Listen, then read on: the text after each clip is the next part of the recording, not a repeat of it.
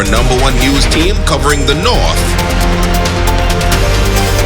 The Bahamas Tonight, Northern Edition. Welcome back. The Ministry of Youth is set to close out Youth Month with Youth in Parliament tomorrow. However, due to the COVID-19 pandemic, this year's Youth in Parliament will be held virtually. Rumiko Knowles explains. A cadre of young people will be given the opportunity to shadow senior parliamentarians during the first virtual Youth in Parliament. Youth Coordinator Carla Brown Roker says they will discuss a resolution for what is considered to be the new normal as a result of COVID-19. You will hear them talk about what COVID-19 has been like for them in their various islands. And not only will they talk about the challenges of the COVID-19 pandemic, but you will hear them speak of the opportunities, as many of them have begun virtual businesses and online classes and training as a result of COVID-19. You will hear some of them talk about not being able to be on their regular campuses abroad, but being home and doing virtual classes and still making their dream come true. Roker says that Youth in Parliament is a wonderful feeder system for young people wanting to have a voice on national issues and those who are interested in the progress of the country and their community. We would have traced Youth Parliament back to its inception of 1997, when the first Youth in Parliament began in the region right here in the Bahamas. Since then, we've had two sitting parliamentarians made it from Youth in Parliament to the actual halls of Parliament, those being the Honourable Donald Saunders and, of course, Mr. Travis Robinson.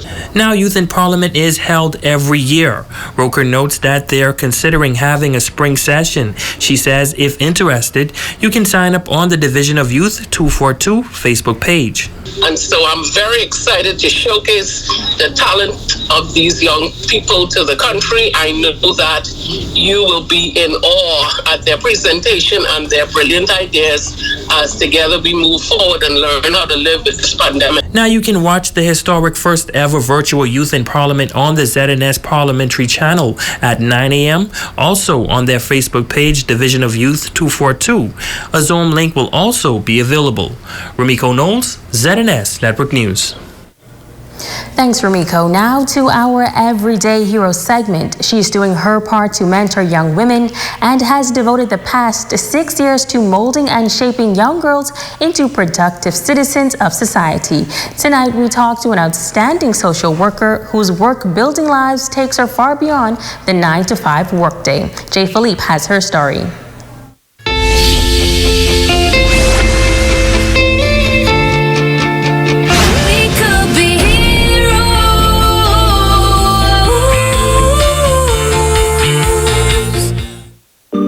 Vessels of Purpose Elite, a girls' empowerment and mentoring program, was founded 6 years ago by Brenna Mae Cooper.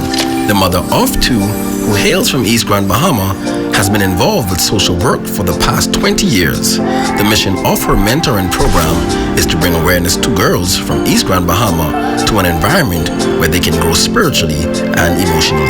These young girls, they hail from all of the communities in East Grand Bahama. Our vision for this program is really basically to foster an environment where they can learn, they can grow spiritually, physically, psychologically. The non-profit organization has other mentors who work with the girls. At present, there are 25 girls in the group where they meet twice a month, where they are encouraged to be leaders in their churches, communities, and at school. East Grand Bahama was the area that was significantly impacted by Hurricane Dorian, and really about 95% of these girls are victims of, survivors of Hurricane Dorian. So since then, we've been meeting virtually with them, and it's been going pretty well.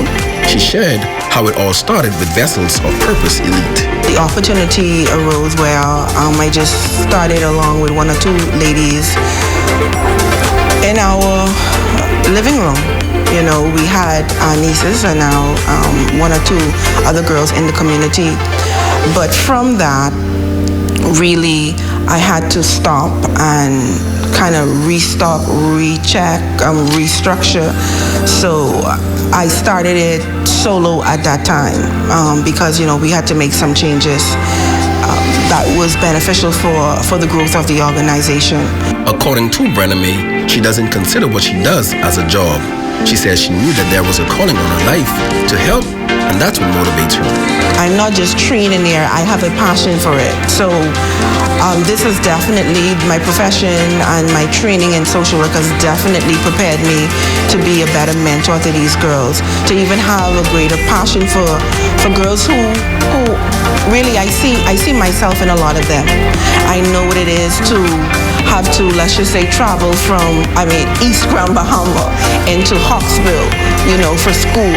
And some of the social, I know it's a bit strong, but social injustices because you live in East or because you come from a particular geographical location.